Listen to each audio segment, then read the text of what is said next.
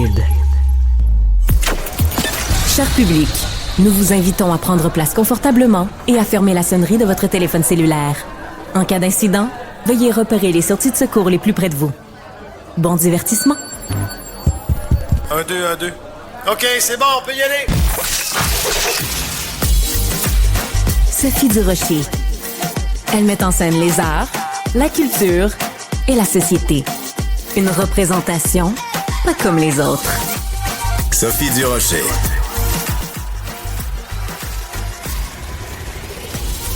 Bonjour tout le monde, j'espère que vous allez bien, j'espère que vous avez passé une bonne fin de semaine et j'espère surtout que vous ne vivez pas de l'écono-anxiété. Alors c'est un mot que j'ai inventé, ou peut-être ça existait déjà puis je n'étais pas au courant, mais on entend beaucoup parler de l'éco-anxiété, les gens qui sont extrêmement anxieux à cause du réchauffement climatique, la crise climatique. Mais l'écono-anxiété, je pense que c'est une anxiété que les gens pourraient développer ou ont déjà développé face aux tarifs de M. Trump, face à la bourse qui s'écroule. Et on va parler un petit peu d'écono-anxiété aujourd'hui à l'émission, un petit peu plus tard, des précieux conseils d'un conseiller financier, Fabien Major, pas le moindre, qui va nous dire est-ce qu'on doit paniquer quand on regarde l'état de nos placements à la bourse, l'état de notre bas de laine, ou est-ce qu'au contraire, on doit tout simplement se dire c'est une crise comme il y en a eu des dizaines, comme il y en a à peu près à tous les 5 ans et qu'il faut simplement être patient et prudent. On va parler aussi d'écono-anxiété, mais dans le domaine de la restauration, vous vous rappelez bien sûr quand le gouvernement Trudeau avait décidé de nous donner un petit congé de TPS, ça n'avait pas duré longtemps, mais il y a des gens dans le milieu de la restauration maintenant qui disent on aimerait ça que ce soit permanent ce congé-là de TPS. On va en parler avec Maximilien Roy. Il est vice-président fédéral et Québec pour l'organisme Restaurant Canada. Monsieur Roy, bonjour. Bonjour, Madame Durocher. Est-ce que vous êtes écono-anxieux, vous, Monsieur Roy? Comme tous les consommateurs, c'est sûr que quand je vois le niveau d'incertitude qui existe présentement, évidemment, je pense un peu mieux à qu'est-ce que je fais avec mon argent et comment je la dépense. Alors, j'aime bien le terme que vous avez créé. Je l'adopte. Alors, comme il y a beaucoup de gens qui sont sûrement écono-anxieux et qui se disent, qui regardent dans leur poche à la fin du mois, même au début du mois, et qui se disent, il m'en reste plus beaucoup, donc je vais me priver peut-être d'aller au restaurant alors que j'y allais plus souvent avant. En quoi le fait de mettre fin à la TPS de façon permanente, de quelle façon ça pourrait aider le milieu de la restauration? En fait, ce qu'on a réussi à calculer suite au congé de TPS qu'on a eu un peu plus tôt cette année, c'est que la consommation a augmenté dans les restaurants. On parle d'une augmentation d'environ 8,5 % des ventes, ce qui est excellent pour notre industrie. On parle d'environ 2 milliards de plus de ventes dans notre industrie qui a été créée au cours des 2 derniers mois comparativement à si on n'avait pas eu le congé TPS.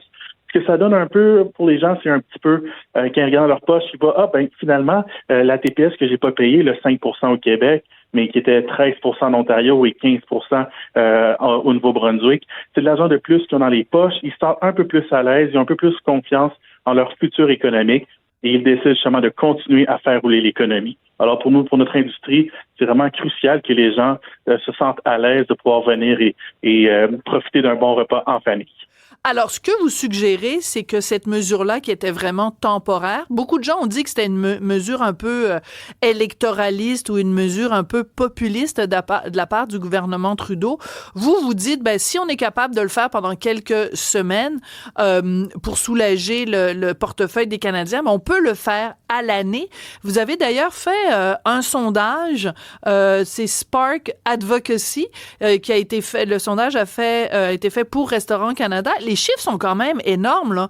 77 % des Canadiens qui voudraient que ce congé-là de TPS sur les repas au restaurant soit permanent. Ça doit vous donner des arguments béton pour négocier avec le gouvernement, ça? C'est sûr qu'on va voir le gouvernement et que la question que tout le monde a en tête, c'est la question de l'abordabilité. Démontrer que les gens aimeraient ça avoir ce 15 % de plus-là dans leur poche après avoir été au restaurant. C'est sûr que ça l'aide notre argumentaire. On a réussi à démontrer également avec tout ça, c'est que depuis la mise en place de la TPS en 1991, l'industrie de la restauration a eu une perte environ de 7% en termes de chiffre d'affaires, qu'on n'a jamais été capable d'aller rechercher. Si on regarde présentement où est-ce qu'on est. Aux États-Unis, pour chaque dollar qui est investi en nourriture, qui s'en va à la consommation de nourriture, c'est 50 sous qui vont dans les restaurants et 50 sous qui vont à l'épicerie. Pour ce qui est du Canada, on parle plus de 38 sous seulement qui vont dans les restaurants. Ça, c'est vraiment à cause de la différence de la taxe fédérale dans les deux cas. Alors, pour nous, ce qu'on dit, c'est qu'il y a 1,2 million de gens qui travaillent dans notre industrie à travers le pays. On vit un moment où il y a beaucoup d'incertitudes, que les gens vont dépenser moins. Alors, pourquoi on n'essaierait pas de préserver ces emplois-là en diminuant la TPS, en enlevant complètement, pour donner une chance justement de garder nos emplois, garder nos restaurants qui sont vraiment bien impliqués dans les communautés et, en bout de ligne, s'assurer que le consommateur ait plus d'argent dans ses poches. Alors oui, ça nous fait des beaux arguments quand on va voir le gouvernement, c'est sûr. En même temps, on se le cachera pas, la TPS qui est payée, elle s'en va dans les poches du gouvernement. Donc, si le gouvernement fait une abolition de la TPS, comme il l'a fait dans le temps des fêtes, c'est un manque à gagner pour le gouvernement. Donc, si on abolit la TPS sur tous les repas au restaurant 12 mois par année, ça veut dire qu'il y a moins d'argent dans les poches du gouvernement. Il faut le comprendre, à un moment donné, il n'y a rien qui est gratuit dans la vie, Monsieur Roy. Là-dessus, vous avez bien raison, il n'y a rien de gratuit. Ceci dit, si on veut vraiment se pencher sur la question de l'abordabilité, on veut prendre une mesure qui est juste là, qui est applicable, qui est concrète, il n'y a rien de plus simple que d'enlever la taxe sur la consommation. Et je vous envoie l'argument également. La TPS, la manière que c'est fait, ça a un effet beaucoup plus négatif sur les familles qui ont des revenus moindres. Pourquoi? Parce que quand tu dépenses tout ton chèque de paie pour payer ton appartement, de tout ce qui est dans la consommation, parce que tu as payé la TPS, tu es plus impacté que si tu es quelqu'un de très riche qui est capable de mettre jusqu'à 50%, 60% en épargne, puis le reste en consommation. Alors, si tu veux une mesure qui va aider vraiment les gens, surtout les gens qui en ont le plus besoin, à ce moment-ci, c'est pas une question de charité, c'est l'argent des gens qu'on leur laisse dans les poches. Je suis sûr que le gouvernement est capable d'arriver avec d'autres mesures pour remplir ses coffres ou bien diminuer ses dépenses. Il y a beaucoup de gens qui étaient très contents, évidemment, pendant ce petit congé de TPS. Et il y a même des restaurants au Québec, certains, qui ont décidé, eux aussi, d'enlever la TVQ. Donc, c'était eux qui l'absorbaient. Donc, ce qui fait que quand les gens allaient dans certains restaurants, comme la Galette libanaise, par exemple, à Québec, c'était une réduction de 15%. Donc, je me dis, pourquoi vous faites pas pression tant qu'à y être pour qu'il y ait ni TPS, ni TVQ sur les restaurants sur les repas au restaurant? C'est une bonne question. C'est quelque chose qu'on a regardé pendant le congé de la TPS. On a eu des échanges avec le gouvernement du Québec. Ils trouvaient que c'était plutôt compliqué d'essayer de mettre ça en place dans le court délai qu'il y avait. Mais évidemment, ce serait une très bonne idée si au Québec, on était capable également d'enlever la TVQ. Parce que ce qu'on a vu justement pendant le congé de la TPS, c'était que c'était une réduction de 5% au Québec. Mais juste l'autre bord de la rivière, si vous êtes à Gatineau, vous alliez à Ottawa, vous parliez d'une diminution de 5% à du 13%. Alors, c'est sûr que c'était beaucoup plus intéressant d'aller du côté de l'Ontario. Alors, pour notre industrie, pour vraiment aussi, pour l'ensemble des contribuables, si on est capable d'enlever la TVQ, ça serait une excellente mesure pour nous également. Alors, vous savez que nos auditeurs à Cube sont très impliqués, puis ils aiment ça participer à la conversation. Donc, il y a Patrick qui vient de nous écrire et dit, lui, si la TPS est abolie, la TVQ va augmenter. Pas faux, de toute façon, la nature a horreur du vide et je dirais la nature fiscale a doublement horreur du vide. Donc, c'est évident que les gouvernements vont vouloir compenser tout ça. Je veux juste revenir sur un chiffre que vous nous avez donné un petit peu plus tôt. Vous avez dit que quand il y a eu le fameux congé de TPS du 14 décembre au 15 février, que ça a fait augmenter la fréquentation des restaurants de 8,5%. Ça veut dire qu'il y a plein de gens qui peut-être que jusque-là se privaient d'aller au restaurant, qui se sont dit, moi, ça coûte moins cher, je vais en profiter. C'est énorme comme chiffre, Monsieur Roy. C'est énorme comme chiffre, oui. Puis si on regarde également qui sont ces gens-là, quand on regarde dans le détail, c'est surtout les familles à moindre revenu, les familles qui faisaient moins de 50 000 $ qui auparavant n'auraient pas eu les moyens ou n'avaient pas pris la chance d'aller dans un restaurant peut-être en famille pour célébrer le temps des fêtes, par exemple. Puis cette fois-ci, ils ont eu la chance de le faire. Alors oui, il y a l'argument économique, mais il y a aussi le côté, le bien-être de ces gens-là, leur joie de vivre également est augmentée grâce à ça aussi. Alors oui, c'est un chiffre très intéressant. Ouais, leur joie de vivre, ça dépend. S'ils ont commandé au même restaurant chinois que moi j'ai commandé vendredi soir, ils auront pas ben de joie de vivre, là. Et là, méchante plotée. Mais ça, c'est un autre dossier.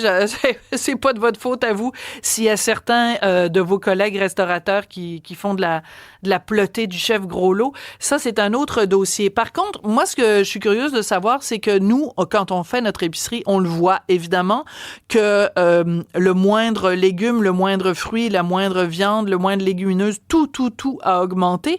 Comment vous faites comme restaurateur pour ne pas constamment refiler la facture aux consommateurs, aux clients? Comment on fait pour faire cette espèce d'équilibre, la quadrature du cercle un peu? Je veux dire que probablement pendant la pandémie, il y a vraiment eu une épuration des gens dans notre secteur. On a eu beaucoup de fermetures de restaurants qui ont eu la vie très difficile. Les gens qui sont là encore dans notre industrie aujourd'hui, ce sont des gens qui sont des entrepreneurs dans l'âme, qui sont capables de se réinventer.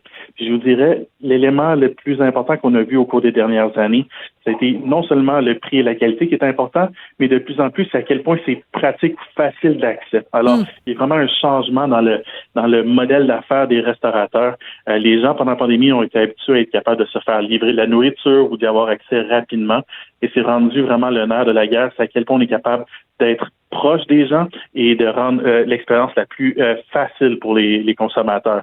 Alors, pour ce qui est de refiler la facture, la moyenne des profits, de marge de profit dans notre industrie, c'est de 3 à 5 %. Alors, c'est sûr qu'éventuellement, on doit refiler le coût, ou sinon, ce qu'on voit malheureusement, c'est soit que ça va être une perte en termes de la qualité du service parce qu'on va couper dans le nombre d'employés ou on va offrir des plats qui sont plus petits pour que les prix n'augmentent pas trop rapidement. Alors, il y a des manières de s'y prendre. Il n'y en a aucune là-dedans qu'on trouve très favorable. C'est plus, on n'a pas le choix. Pour pouvoir garder nos consommateurs, on doit trouver des manières de leur offrir une expérience à un prix qui est raisonnable pour eux.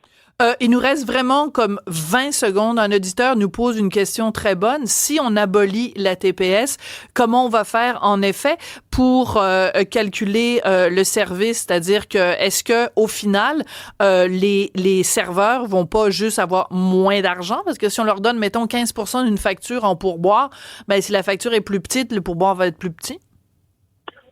Maintenant, le calcul pour le pourboire se fait automatiquement au Québec avant les taxes. Alors, à ce moment-là, ça devrait plus avoir d'effet sur les serveurs. Ben, vous auriez pu dire aussi, Madame Durocher, vous auriez dû le savoir, puis je l'aurais pas mal pris. Merci beaucoup. Alors, je vais me rappeler de ça la prochaine fois que je vais au restaurant. Sophie, rappelle-toi, le pourboire, c'est avant la TPS. Mon Dieu, je me rends compte que ça fait des mois que je donne beaucoup trop d'argent en pourboire. Merci beaucoup, Monsieur Roy.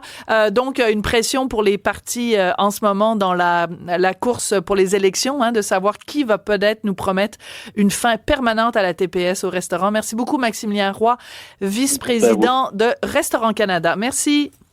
Merci.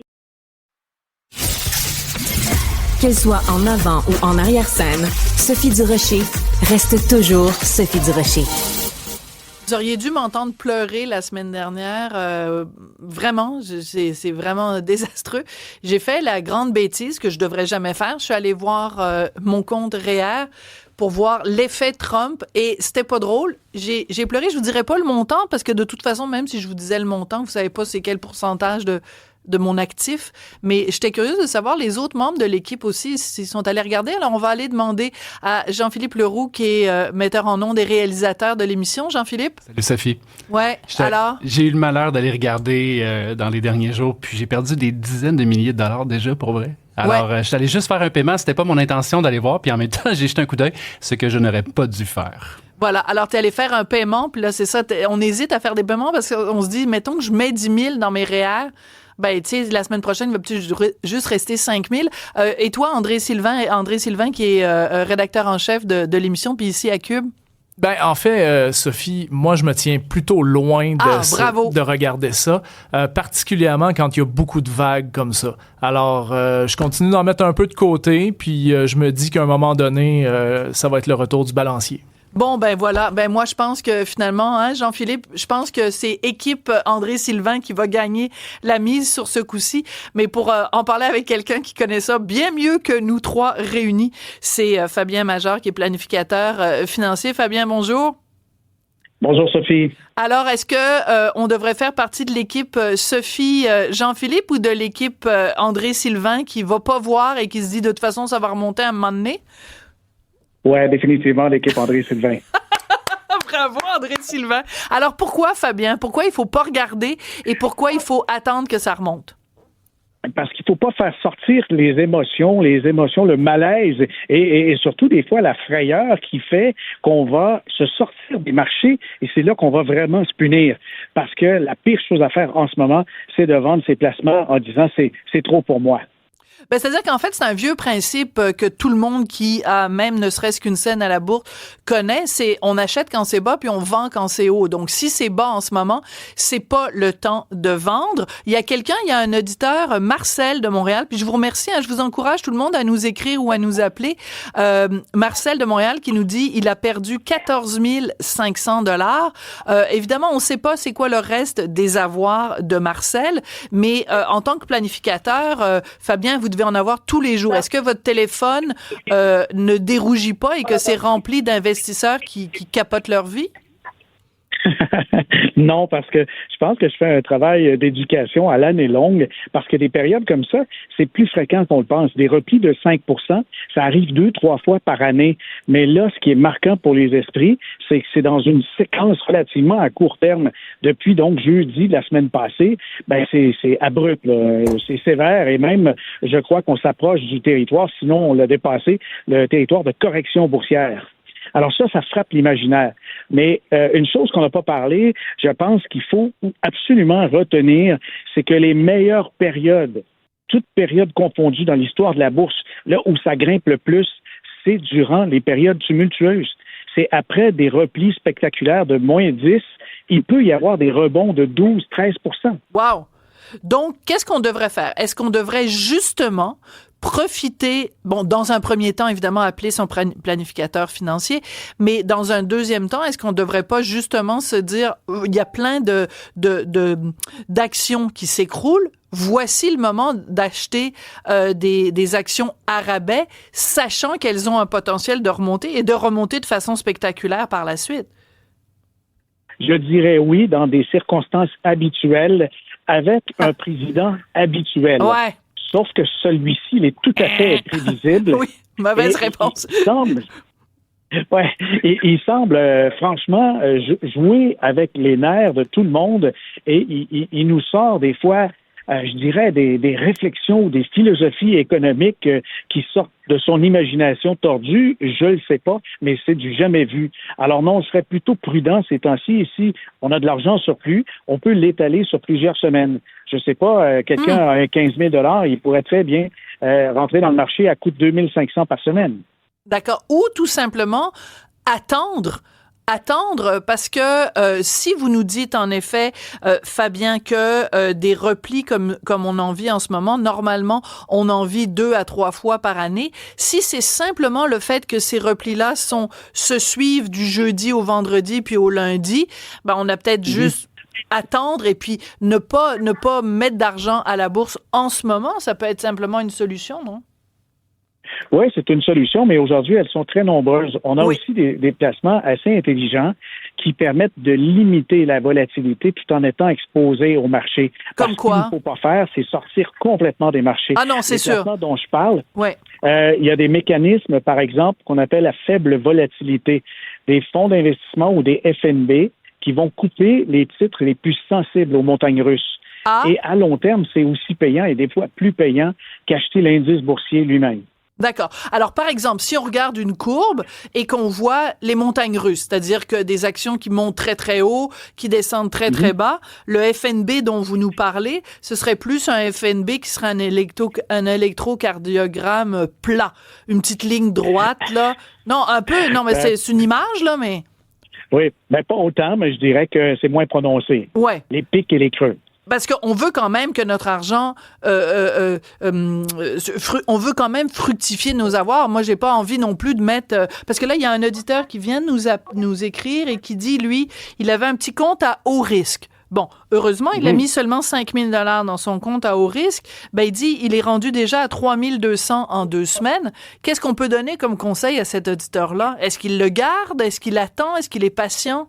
Ou il s'en débarrasse?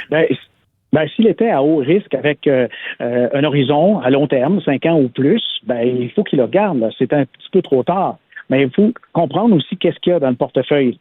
Si je prends par exemple la société Apple, la société Apple a été vraiment très secouée et très punie par les marchés parce que on retrouve des fournisseurs de partout dans le monde qui sont impactés jusqu'à 50% avec les tarifs douaniers. Ouais. Et c'est clair que les gens ne voudront plus acheter des iPhones à 3 000 $. Donc, la société, est beaucoup plus impactée que d'autres. Ouais. Et quelqu'un qui a pris des placements à haut risque, et là-dedans, on trouve des titres qui seront très impactés par les tarifs.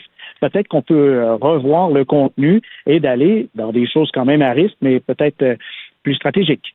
Alors, il y a Laura de Blainville qui nous dit qu'elle, en 2 jours, elle a perdu au-dessus de 25 000 $. Alors, Laura, si vous nous écoutez, ouvrez grand vos oreilles parce que là, je vais poser une question à Fabien. Fabien, vous venez de dire le mot-clé, selon moi, c'est quand vous parlez du long terme, c'est-à-dire l'horizon. Oui. C'est sûr qu'on n'a pas la même attitude face aux fluctuations de la bourse selon qu'on a 20 ans et qu'on vient d'entrer sur le marché du travail ou qu'on a 60 ans et qu'on s'apprête à prendre sa retraite. Donc, notre horizon d'utilisation de nos fonds est pas du tout le même. C'est pas... Non, pas du tout. Mais je pense que dans le choix des mots, ça peut nous aider aussi à nous calmer. Par exemple. Elle pourrait très bien dire, l'auditrice, j'ai perdu 25 000. Moi, je l'invite à dire, plutôt à répéter, je vis un repli de 25 000. Ah. C'est un repli, c'est temporaire, c'est comme de l'immobilier. Si j'ai une propriété qui vaut 700 000 $ et qu'un agent d'immeuble me visite et dit votre propriété vaut 675 000, je ne peux pas affirmer que j'ai perdu 25 000. Wow, en ce moment, très bon parallèle. Beaucoup moins que je le crois. Et les mots se ressemblent aussi. Marché immobilier, valeur immobilière, vous voyez, c'est semblable et tout est dans l'évaluation. Mais le problème avec la bourse, c'est que l'évaluation, elle se fait à toutes les secondes et non pas chaque fois qu'on a la visite d'un agent d'immeuble. Oui. Il y a un auditeur qui pose une excellente question, Fabien. Puis je vous remercie. D'ailleurs, j'apprécie beaucoup que vous preniez le temps. En plus, vous nous appelez d'un aéroport. Alors, c'est vraiment très gentil de votre part de prendre du temps pour répondre à nos questions. Là, c'est très précis, mais quand même. Est-ce que ce serait judicieux d'emprunter 5 000 $ sur une marge de crédit pour l'investir alors que les marchés sont si bas, ou est-ce complètement fou? Un auditeur de Montréal qui n'est pas identifié, donc on peut pas le traiter de fou de toute façon parce qu'on connaît pas son prénom. Mais votre réaction, Fabien? Ma réaction, c'est que c'est pas le temps de jouer avec de l'argent qu'on n'a pas. Une auditrice. On vit une période très, très particulière et puis ça pourrait être court comme ça pourrait être plus long qu'on le pense. Ce qui fait que j'y vais uniquement avec de l'argent que je possède, mais pas de l'argent emprunté. D'accord. Mais est-ce que c'est pas un conseil qui s'applique à longueur d'année, ça, de placer à la bourse? Oh, bon. Alors, ça n'est pas Fabien qui nous a raccroché au nez parce que c'est pas le genre de Fabien. Je pense simplement, je vous l'avais dit, il est dans un aéroport, dans un endroit que je ne nommerai pas. Donc, il a accepté très gentiment de nous parler, mais je pense que sa ligne à couper, ou peut-être que la compagnie Apple a pas aimé ce qu'il a dit à propos des iPhones qui allaient coûter beaucoup plus cher.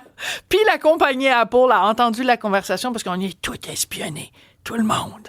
Nos conversations sont écoutées et peut-être la compagnie Apple a décidé de lui couper le sifflet. Il s'appelle Fabien Major, c'est un excellent planificateur financier. Alors vous l'entendez ici à Cube.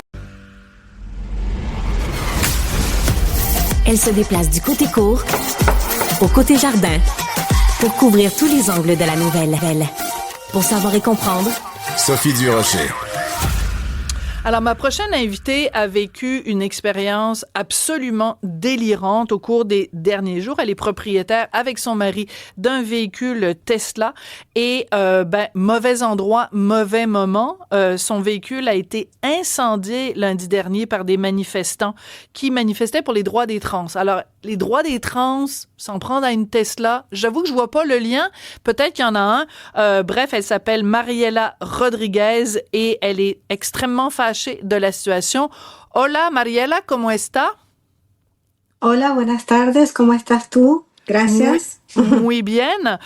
Mariela Rodriguez, donc, avec votre mari, vous travaillez très, très, très, très fort. Vous occupez 2 emplois pour arriver à gagner votre vie. Expliquez-nous ce qui s'est passé, ce qui est arrivé à votre Tesla lundi dernier. En principe, bonjour tout le monde. En principe, comme d'habitude, on est allé faire notre travail les soirs sur la rue Saint-Jacques. Et puis, à un moment donné, on a remarqué qu'il y avait beaucoup de police, il y avait beaucoup de gens qui étaient en train de manifester. Et dans ce moment, même pas de 30 secondes, ça a révolutionné avec les descontrôles de la police avec les gens. Et là, ils ont commencé à avoir des actions entre eux. Mais nous, on était presque pour partir parce on avait déjà fini de travailler, mais vu que la situation s'était comme débordée, on a dit on va attendre. Et par la suite à ça, on avait remarqué que notre système d'alarme de la voiture, ça commençait à sonner, comme dire qu'il y avait quelque chose. Mais on pouvait pas sortir parce que il y avait tellement de gens, la police et puis la fumée, tout, ce qui fait qu'on s'est dit on va rester là. Mais à un moment donné, on sentait aussi les bruits de la voiture, mais on pouvait pas agir là, comme tel. Je comprends. Et rendu à quelques minutes, on est sorti à l'extérieur, puis obviement, on avait remarqué qu'il y avait la fumée, mais il y avait les bacs de poubelles, et puis il y avait les bacs de recyclage. Alors, moi, quand j'ai vu ça, la première chose que j'ai pensé, puis ils ont mis quelque chose dans les bacs de poubelles. Mais non, c'était pas ça, c'était notre voiture. Mais on pouvait pas s'approcher, on n'a pas pu avoir l'occasion d'avoir un avance pour qu'on puisse voir comme il faut, jusqu'au temps que les pompiers sont arrivés, la police était là, il y avait encore des manifestants. En tout cas, c'était vraiment un cauchemar. Un cauchemar, Madame Rodriguez. J'imagine parce que à partir du moment où vous vous rendez compte que c'est votre voiture qui est en train de brûler et qu'en plus vous n'arrivez pas à y avoir accès. Donc quand vous avez finalement eu accès à votre véhicule, que vous êtes rendu compte des dommages, comment a été votre réaction? D'abord, est-ce que c'est une perte totale? Est-ce que votre voiture est complètement foutue puis bonne pour la dompe, comme on dit? Pour le moment, toutes les informations que nous avons par rapport à les assurances, c'est une perte totale. Wow. Alors, c'est sûr et certain que ça, parce que même les pompiers, ils ont tout essayé de comme interrompre un peu la fumée, puis les choses qui s'est passées à l'intérieur. Mais en détail, je pouvais pas vous donner trop de détails parce que je suis pas trop courant, malgré que la police et même la madame qui est l'enquêteur qui était à charge sous le moment, il y avait tellement de choses que sous les coups, on ne pouvait pas s'approcher. La seule chose, c'est que on voulait juste que la sécurité, parce que même rendu là, il y avait quelque chose qu'ils ont mis à l'intérieur. Je sais pas si c'était pour allumer l'auto, parce qu'il y avait de gaz. Alors, c'était vraiment des choses que les manifestants y ont préparées d'avance, on s'entend. Mais c'était vraiment quelque chose de pas agréable. Oui, donc on comprend que les manifestants qui étaient là pour manifester pour les droits des trans, et j'en suis, il n'y a aucun souci, ça a débordé. La manifestation a été hors de contrôle, et c'est là qu'ils s'en sont pris et qu'il y a eu du vandalisme. Par contre, il n'y a aucune autre auto qui a été vandalisée à part la vôtre, et c'est une Tesla. Donc vous pensez, et la police semble penser aussi, ça n'est pas un hasard. Non, malheureusement, je pense que c'était vraiment, on était situé dans la mauvaise place, dans le mauvais moment. Et puis, pour notre malchance, nous, d'habitude, on va dans les camions de mon mari pour travailler, mais ça nous arrive des fois aller dans la voiture, mais on était mal placé dans les mauvais moments. Puis j'imagine que, comme vous l'avez mentionné, il y avait d'autres voitures, même la Volkswagen qui était en arrière, elle n'a pas été touchée, il n'y a rien qui s'est passé avec. Alors c'était très, très, très en évidence que c'était vraiment quelque chose vers contre les gens, nous, là. Mais personnellement, je ne m'attiens pas à moi, mais la compagnie comme telle, Tesla, puis tout ce qui se passe avec Trump. Mais c'était très, très, très maladroit. Je trouve ça un manque de respect vers les personnes qui on a décidé d'acheter une voiture pour X raison. Dans notre cas, c'est vraiment pour le gaz.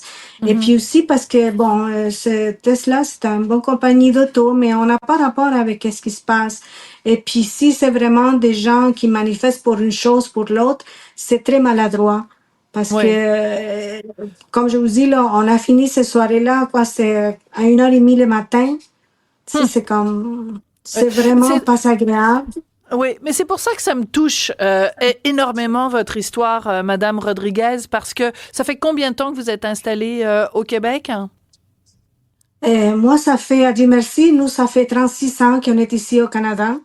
On est venu, on s'est marié avec mon mari quand on avait 18 ans. Après ça, on a immigré ici au Canada. Nous avons 4 enfants, on a 5 petits-enfants, on travaille fort, mes enfants, ils travaillent fort. Voilà. On a une qualité de vie dans laquelle, selon les autres, en apparence, ils vont dire, oh, comment ils font, mais nous, on travaille très fort. Alors, ce qui fait que tout ça que par rapport à cette situation, c'est vraiment que c'est pas agréable dans le sens que les efforts qu'ils ont fait au niveau de la sécurité, malgré les situations qui se passent dans tout le monde, parce que l'insécurité, on les voit partout. Absolument. Et c'est sûr et certain que c'est vraiment pas agréable. Puis, je peux pas dire que c'est personnel, parce que je trouve ça pas personnel pour moi-même. Mais c'est juste au niveau des contrôles pour les gens. Je suis d'accord si les gens ils veulent se plaindre, mais de rassurer aussi les autres, parce qu'on a le droit de manifester ou de parler des choses qu'on n'est pas d'accord. Mais aller à faire du mal à les autres, et comme dans ces cas-là, la situation au niveau du vandalisme, c'est sûr, les assurances, ils vont répondre à tout ça parce que ici au Canada, on paye, on a tous les moyens pour qu'on soit rassuré dans tous les sens. Mais c'est les mauvais moments. Et puis la situation qu'on doit vivre comme maintenant, tu sais, on doit parler de qu'est-ce qu'on parle justement pour que aussi on se sent rassuré que les gens se calment. On a rien à voir les gens qu'on a des Tesla.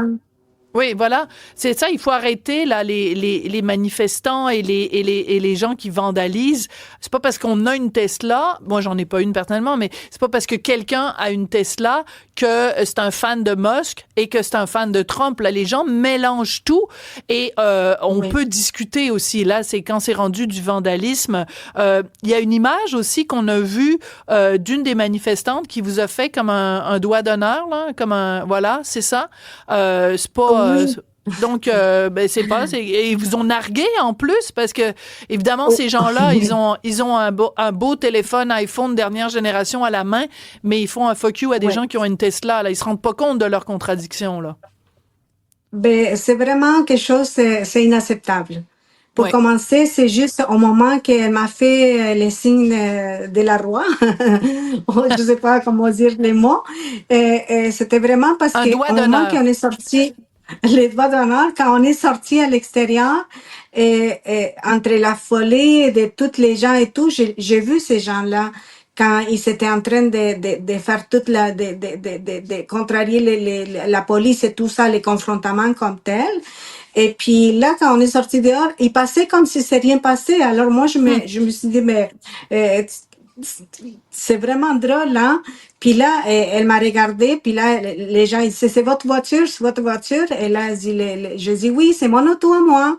Et là, quand il a vu que je rentrais dans le magasin, parce que c'était vraiment, on pouvait pas rester beaucoup longtemps à l'extérieur à cause de l'odeur et toute la police, les pompiers et tout.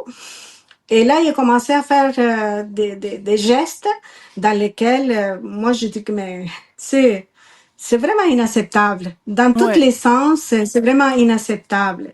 Ouais. Parce que c'est sûr que maintenant, je me dis... Ouais, vous savez quoi, Madame Rodriguez, je vois passer plein de commentaires de nos auditeurs, de nos auditrices qui prennent pour vous et qui vous disent vous êtes résiliente, Madame Rodriguez, un auditeur des Laurentides. C'est sûr qu'il y a beaucoup de gens qui sont derrière vous. La majorité des Québécois sont pacifiques et ne recourent pas à ce type d'actes de violence. C'est très dommage qu'une infime minorité de gens qui sont comme je dis couramment des crapets soleil, que ça ternisse la réputation du Québec, c'est bien dommage. Donc, écoutez, est-ce que là, la compagnie d'assurance va manifestement vous rembourser? Est-ce que votre prochain véhicule, ça va être une Tesla ou vous allez choisir une autre marque moins controversée? Ben, écoutez, moi, justement, on a discuté avec mon mari, puis pour être franche avec vous, dans notre famille comme telle, ma fille, elle a une Tesla, mon beau-fils, il a une Tesla, et ma fille qui a une Tesla. Mais pourquoi on a une Tesla? Parce qu'on est très content, on est très satisfait au niveau de la compagnie comme telle. Mais comme je reviens encore sur la même chose, je vois pas pourquoi moi je vais me priver d'avoir quelque chose dans lequel j'ai fait mon choix pour des manifestants ou des gens qui n'ont pas deux doigts en avant et puis qui ne réalisent pas que c'est un auto comme n'importe quel autre. Absolument. Vous comprenez? Alors, c'est sûr que moi, je reviens toujours sur la même période. Moi, c'est pas moi que vous avez besoin de convaincre, c'est les crapets soleil là, qui s'en vont envoyer. Ben, écoutez, moi, je trouve que c'est dommage. C'est dommage de la façon que eux ils voient les choses. Mais malgré tout ça, moi, je pense que pourquoi je vais changer mon choix par rapport à des pensées des autres. Vous comprenez? Tout à fait. Ben, j'adore ça. Ben, ouais, oui, je vous comprends. On va pas changer notre façon de penser parce qu'il y en a d'autres qui trouvent que nos choix sont pas les bons. Vous savez, il y a un parti politique au Québec, leur slogan, c'est « Mon char, mon choix ». C'est le Parti conservateur, si je me trompe pas. Alors, voilà, ça pourrait s'appliquer dans ce cas-ci. Mariela Rodriguez, muchísimas gracias. Vous êtes propriétaire d'une Tesla qui a été vandalisée la semaine dernière. Et, ben, écoutez, les auditeurs de Cube sont derrière vous. Alors, bon courage pour la suite. Puis tenez-nous au courant quand, si jamais vous avez de la difficulté avec votre compagnie d'assurance. Merci beaucoup, Mariela. Ben, merci à vous. Bonne fin de journée à vous. Puis c'est très apprécié d'avoir le temps de me donner l'occasion de pouvoir m'exprimer. C'est tout à fait normal. Merci. Sophie Durocher. Un savoureux mélange artistique de culture et d'information. Isabelle Huot. Pour vivre plus longtemps, pour vivre mieux. En même temps, on se fait du bien. Ça n'a pas besoin d'être compliqué. Ça peut faire toute la différence. Alors aujourd'hui, on parle d'écono-anxiété. On a parlé de ça, notre premier invité, en fait, qui nous disait que dans le milieu de la restauration, de plus en plus de gens réclament l'abolition de la TPS, pas juste de temps en temps, mais à longueur d'année. Après, on a parlé à Fabien Major, planificateur financier, qui nous disait « Wow, minute, on se calme les nerfs. Oui, les mesures de Trump affectent la bourse, mais soyons patients. Ce qui descend va finir par remonter. » Mais là, on va parler aussi d'écono-anxiété quand on va faire notre épicerie, parce que, on regarde ça aller puis on se dit, voyons, ça n'a plus de sens. Est-ce qu'on peut continuer à bien manger tout en dépensant moins? La réponse avec Isabelle Huot. Bonjour, Isabelle. Allô, Sophie. Ben oui, il faut juste revoir ses habitudes d'achat. Puis il y a plein de trucs qu'on va livrer aujourd'hui. 10 si on a le temps pour vraiment aider à réduire le coût du panier d'épicerie. Alors, commençons tout de suite. Ça me paraît un petit peu une évidence, mais en même temps, il y a tellement de gens qui le font pas que ça vaut la peine de le rappeler. Tu commences par regarder ce que tu as déjà avant d'aller faire l'épicerie. Oui, puis on dirait que les gens, là, ils font l'inventaire de ce qu'ils ont une fois par année, là, au printemps, ménage du printemps. Hey, on avait ça. Ah, c'est plus bon. Ou des produits qu'on garde, puis les dates de péremption sont finies. Tu sais, des trucs qu'on a dans le frigo, des condiments qu'on utilise peut-être pas suffisamment, fréquemment, puis qui sont rangés derrière. À un moment donné, on regarde les dates, puis on dit, c'est plus bon, on l'a perdu. Donc, faire l'inventaire des denrées, puis ça vaut frigo, congélo et le garde-manger, absolument. À quelle fréquence, Isabelle? À chaque fois qu'on fait l'épicerie, juste de faire une rotation et tu te dis, c'est sûr qu'il y a des produits qui ont une meilleure durée de vie, mais de le faire fréquemment, ça nous permet de faire un beau ménage entre-temps puis de réduire la prolifération bactérienne. Je savais, il y a des petits pots là, qui ont eu des écoulements. Oui, non, mais c'est vrai, on veut pas ça des écoulements. Les circulaires, moi, j'avoue que c'est de plus en plus, des fois, tu vois passer les affaires dans les circulaires, tu te dis, là, c'est vraiment avantageux. Donc, ça devrait être une lecture aussi importante que le code de la route, là. Et que le Journal de Montréal pour lire nos chroniques. Mais effectivement, le Journal de Québec aussi, souvent des rabais de 25 à 60 %.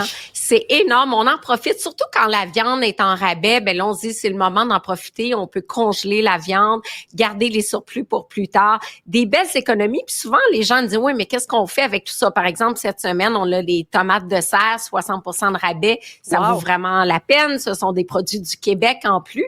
Sauf on dit, OK, qu'est-ce qu'on fait avec toutes ces belles tomates-là? Il y a le site de Nancy Bordelot, 5 fourchettes, qui développe des recettes à partir des circulaires. Parce que ça, souvent, c'est les idées qui manquent. Alors ça, c'est vraiment génial. Chaque semaine, on a un menu qui est basé sur le circulaire. Donc, allez visiter le site 5 fourchettes pour ça. Voilà. Ensuite. Ça, c'est très bien. Moi, je fais juste dire, à un moment donné, mes parents ont divorcé, puis ma mère s'est retrouvée seule à élever 3 des 5 enfants, parce que les 2 plus vieux étaient plus à la maison, donc mère monoparentale, entre guillemets.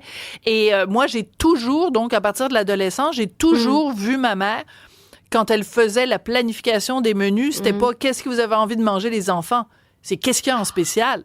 Donc, tous les menus étaient toujours faits en fonction de ça, et on devrait le faire plus, ça devrait être ça qui détermine ce qu'on mange. Oui, on demande pas à la famille qu'est-ce que vous avez envie de manger. Effectivement, on prend les circulaires, on développe le menu, puis les gens qui ont pas d'idée, parce que souvent quand on questionne les Québécois, j'ai pas d'idée. Ben écoute, les sites de recettes, il y en a, je pense qu'il y en a jamais autant eu des gratuits. Donc ça vaut la peine. Puis j'ai parlé de 5 fourchettes, mais il y a d'autres sites qui mettent de l'avant la cuisine avec les circulaires aussi. Mais le gaspillage, chère Sophie, c'est tellement important. Je regardais sur une statistique récente sur Recycle Québec. On gaspille pour 140 kilos par famille de nourriture. Ça représente 1300 $ par année. Et on parle d'inflation. 1300 $ pour une famille de 4 personnes. Tu dis sur un budget d'épicerie d'autour de 16 000, c'est énorme. Puis le groupe qu'on gaspille le plus, les fruits et les légumes. Donc, ça vaut la peine, encore une fois, d'en intégrer, d'en faire des smoothies, d'en congeler quand on peut, justement pour réduire le gaspillage alimentaire. Puis faire un tout-ski. Hein, les fameux tout-ski, là, avec du riz, avec des œufs, avec des pâtes. Le tout-ski, c'est évidemment tout ce qui reste. Fait qu'il te reste 2, 3 petits bouts de carottes, un petit concombre, tu râpes les carottes. Les concombres, une petite vinaigrette maison. Parce des que potages, des soupes, on peut tout mettre là-dedans. C'est vraiment muffins. Des muffins. Des muffins. J'adore. J'en ai fait justement hier. Puis on rajoute tout ce qu'on a comme fruits un petit peu trop mous. Ça fait juste donner une belle texture moelleuse. Et sais-tu quoi? L'avantage, c'est que, tu sais, que t'as des enfants, quand t'as des enfants dédaigneux qui disent, mais il ne peut pas la manger, la framboise, regarde. Oui, voilà. Tu le mets dans le smoothie. Ah, mon Dieu. Vive les mélangeurs. Ça paraît pas. C'est parfait. Ça paraît pas. Les protéines végétales, on oublie qu'elles sont beaucoup moins chères. Tu sais, quand les gens se plaignent la viande, ça coûte cher. Prenez moins de viande, prenez plus de protéines végétales. Ça bouffe autant, c'est aussi, mais c'est meilleur pour la santé. Oui, puis je rappelle que la portion de viande, c'est 100 grammes, l'équivalent d'un petit paquet de cartes. Donc, c'est très, très peu. On a tendance à manger beaucoup trop de protéines animales, les protéines végétales, les légumineuses en conserve, sèches encore mieux. Hier, j'ai fait une soupe aux lentilles. Ça coûte rien, des lentilles sèches. Vraiment bien, une soupe aux lentilles, ça fait un repas. Une soupe minestrone, ça fait un repas si on a suffisamment de légumineuses. PVT, protéines végétales texturées, on parle de 2 $ au 100 grammes. Donc, pour aller chercher notre apport protéique de 20 grammes de protéines, comme je dis toujours, on a, ça revient à 90 sous.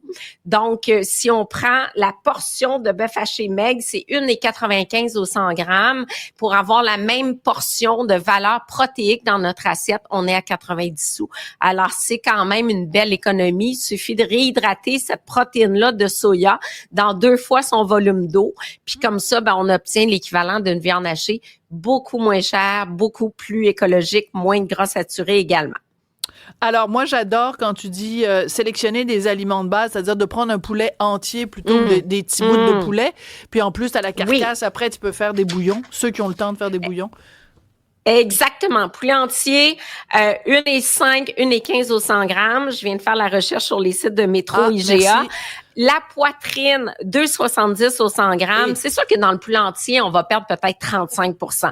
Mais malgré tout, il y a une belle économie. Si on prend maintenant, plus c'est transformé. Genre, on prend notre poitrine de poulet Paris désossée, plus cher, bien sûr, plus cher que les hautes cuisses. Mais si on prend la viande tranchée, type fondue, ben là, on est rendu à 4 $ au 100 grammes, alors qu'on était à 2,70 au 100 grammes dans la poitrine et à 1,15 $ pour un poulet entier pour la même portion de 100 grammes. Donc, on voit que la différence, elle est flagrante. Oui, mais tu sais, je suis allée faire des courses en fin de semaine, puis j'hésitais avec mon chum entre moi j'adore le fromage suisse, le gros bloc de fromage suisse versus les tranches. Mais c'est du simple au double, Isabelle. Regarde, je suis capable, moi. J'ai une main, j'ai un couteau. Je coupe le fromage. Mais là, je viens d'économiser 50% sur mon fromage, là, voyons donc.